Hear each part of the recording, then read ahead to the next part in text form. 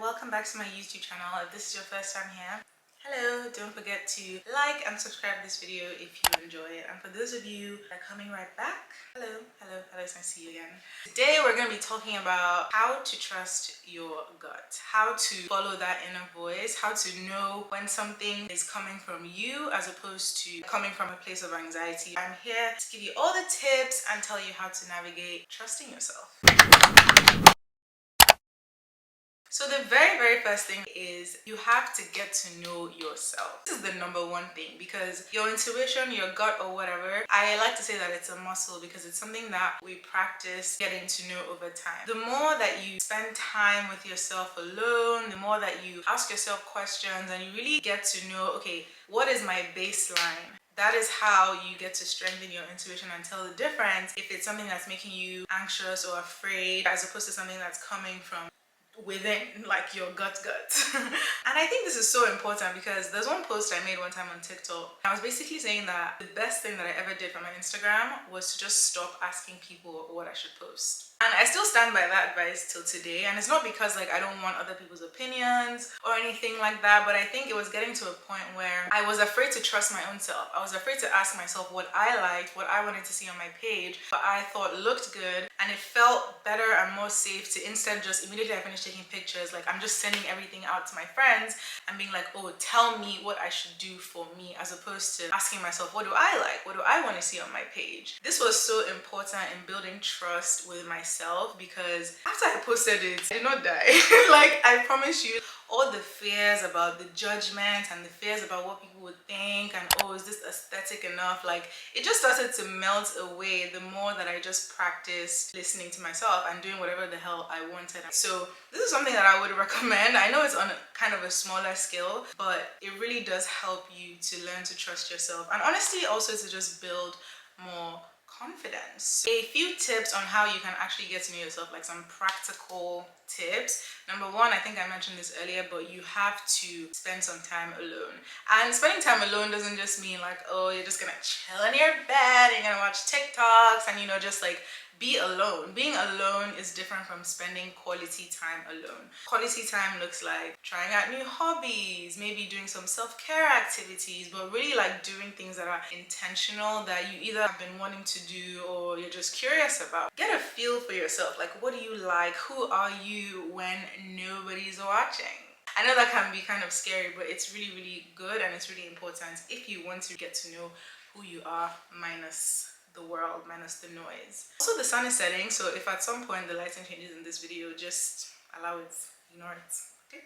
The second thing I would suggest for getting to know yourself is to ask yourself questions that you want to know the answer to. If you want to know why you're such a procrastinator, literally ask yourself. Sometimes I feel like we're so afraid to look within because we're scared of what we're going to find. But honestly, if you want to know something, just ask yourself, whether it's through a journal or you're just like sitting down in meditation, like ask yourself, and these answers, whether in the next second, the next minute, the next month, the answer will come to you. It's now up to you to trust that whatever your gut is telling you is right.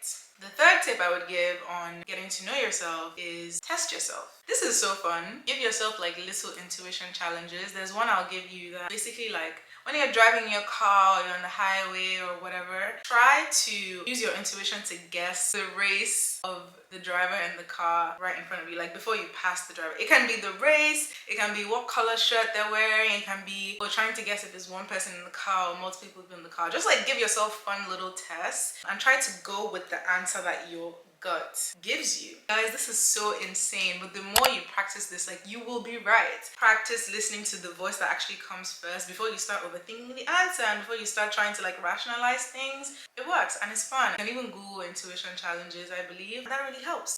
The second tip on how to trust yourself is you need to build your confidence. I think the number one reason we don't even trust our guts at all is because we don't even believe that our gut is telling us the right thing.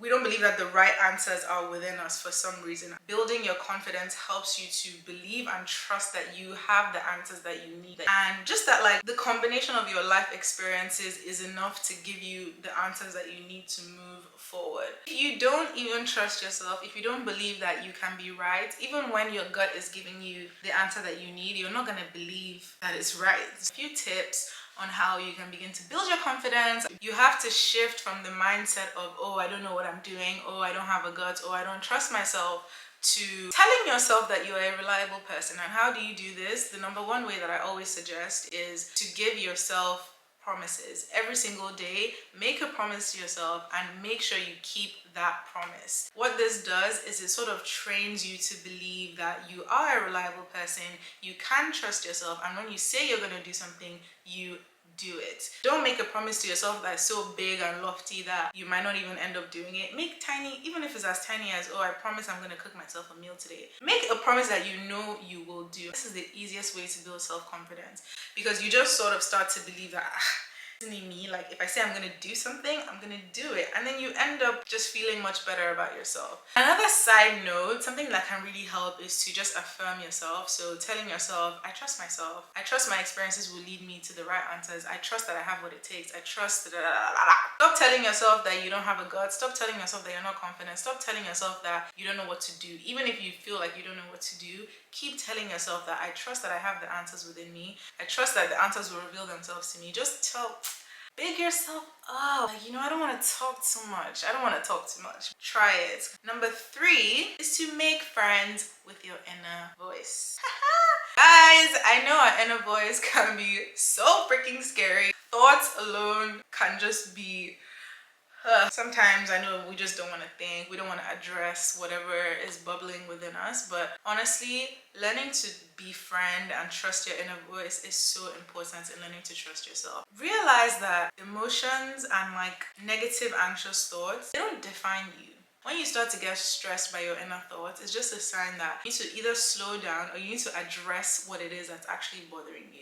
The more you try to push away events that happen or push away thoughts that you're having, guys, that force is not going anywhere. It's under here and it's fighting to come out. The more pressure you try to use to like force and keep something down, it's coming with equal pressure. So our inner voice isn't necessarily there to make us feel bad, but it's just indicating that, hey, there's something that wants to come out. Please stop shutting me down. Please stop ignoring me. So spend some time journaling or reflection and just try to get to understand where your inner thoughts are coming from and befriend them. Talk to yourself. I know it sounds a little crazy, but learn to talk to yourself in a very gentle and loving manner, and this will help you be more comfortable facing your inner thoughts and just being friends with your inner voice. A pro tip: if it feels like shit, it's probably anxiety.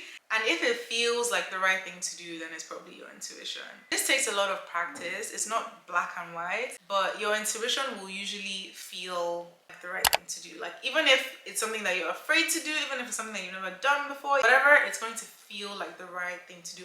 Okay, the lighting has changed yet again because the sun has decided to go all the way down. But we're wrapping up. This is step number 4. You have to actually take care of your gut. People say that your gut is like your second brain. This is where a lot of your emotions comes from. Make sure that you are detoxified, you are clear, you're taking care of your actual body so that you can think straight and you can make decisions that you need to make clearly from a place of lightness and purity. So some things that I have done in the past few months just to try to like take care of myself: make a lot of fresh juice. I just feel like it helps me to feel light. I've also tried to like eat a little cleaner, so that might help. I take a lot of probiotics in the form of like kombucha, prebiotics. I try to also eat foods rich in fiber, just things that will help to keep my body clear and going and moving. I know this isn't really a point that a lot of people talk about when it comes to trusting yourself, but I think it's really important as well to just like make your body a nice place to be. Your mind, your brain is all parts of your body, and you want to be as healthy as possible. Number 5 is to just practice. If you want to learn how to trust yourself more, how to listen to your intuition, then just practice trusting yourself. Practice making little decisions, practice making bigger decisions, and tune out the outside world. Learn to trust your own opinion before anyone else's. Learn to actually know what you want to do before you go out and ask people for advice. Because if you don't know what you want to do and your immediate first reaction is to just go ask somebody about it, then you're not even giving yourself a chance to listen to your intuition. You're not giving yourself a chance to practice. So let's practice making decisions, because this is going to give you the confidence that you need to trust yourself and see that no decision is the wrong decision. At the end of the day, whatever outcome comes as a result of you making a decision, you can always make another decision that will sway you this way and this way and this way and this way. Like you can always course correct. So don't let indecision or fear prevent you from trusting your gut and from taking a next step. You never know what's going to come out of an experience that you have. Don't be afraid of yourself. Practice trusting yourself, getting to know yourself, and just like that confidence is so important because you are amazing and you know exactly what it is that you need to do. You know exactly the next step to take. At the end of the day, everything is going to be okay. That rhymed. No, that was hard. This brings me to the end of this video. I know, tears. But if you gain some value from this, if you enjoy this, if you know anyone that this could help, definitely share this, like, so that I know that you're enjoying it. Leave me a comment. Let me know if you also have any tips, how you learn to trust yourself. I'd love to know. As usual, thank you for watching this video. I just love and appreciate that you're here. I will see you on the next one. Bye!